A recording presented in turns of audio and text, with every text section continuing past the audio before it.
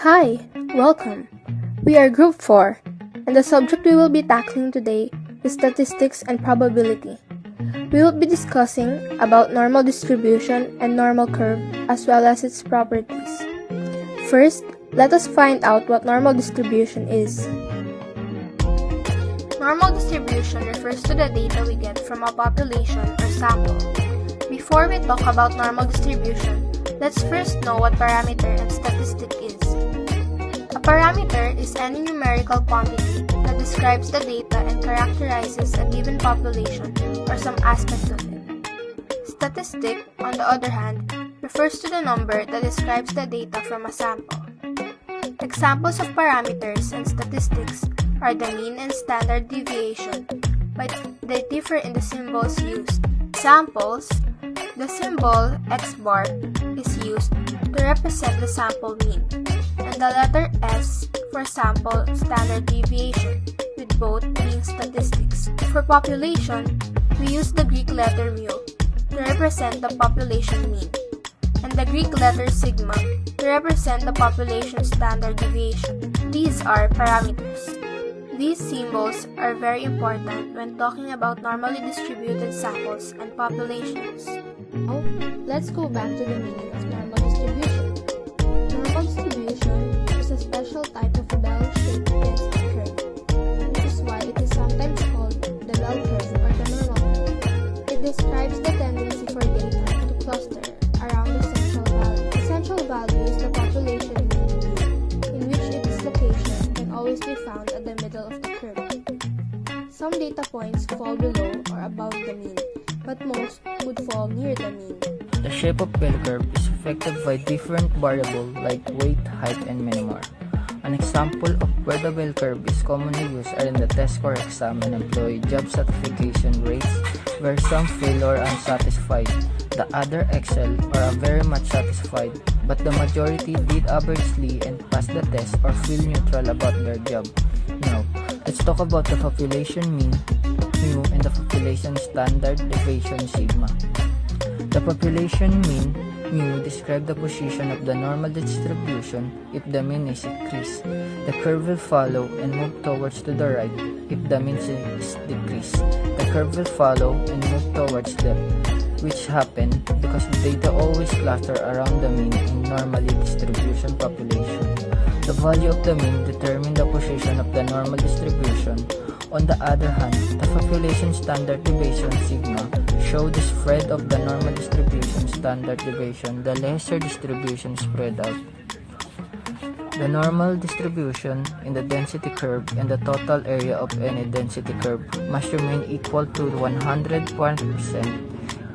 It is the reason why we spread increase the curve gets fatter, and when the spread decrease the curve will get thinner. It also why change the width of the curve happen be confiscated by the change in the height of the curve and vice versa. Always remember that the normal distribution is unimodal, meaning it only has one peak. The parameters mu and sigma describes the normal distribution, wherein the population mean mu tells the location of the distribution and where the data tends to cluster around. The population standard deviation, sigma, tell us how widely spread out the distribution will be. The normal curves is always symmetric, so you would always be able to equally divide it into two halves. The population given by the nation, which follow the normal distribution, can be written like x minus n parentheses mu sigma. The variable x follow a normal distribution and has the mean mu with the standard deviation of sigma. Now let's discuss the 68 minus 95 minus 99.7 rule. The 68 minus 95 minus 99.7 rule, also known as the empirical rule, is method used to remember the percentage of values that lie within the band around the mean in a normal distribution with a width of 2, 4, and 6 standard deviations, which is 68.72%, 95.45%, and 99.73%.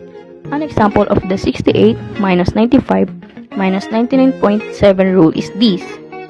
If the height of all the inmates in a correctional facility were to be measured in form that is normally distributed with a mean height of 5.5 feet and a standard deviation of 0.5, A normal distribution can be done as follows, wherein we can create intervals that are increased by the standard deviation.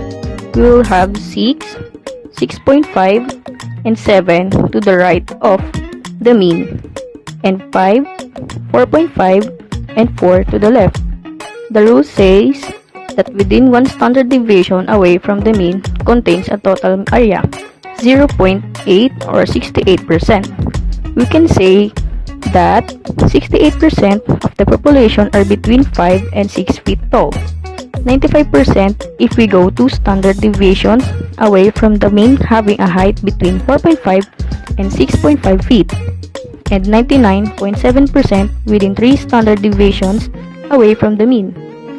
With the population here studying having a height between 4 and 7 feet tall, a normal distribution never touch the x-axis, which means that we can go 4 standard deviations away from the mean or more.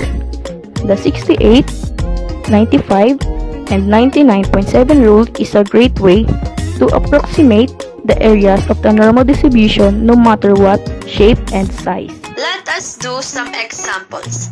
If a normal distribution below has a standard deviation of 20, approximately what area is contained between 70 and 110? We know that the population mean is equal to 70 because it is in the center of distribution and that one standard deviation is equal to 20. Because each interval goes up by 20. According to the 68, 95, 99.7 rule, there is an area of 95% contained within 2 standard deviation of the mean, which means 2 standard deviation to the right gets up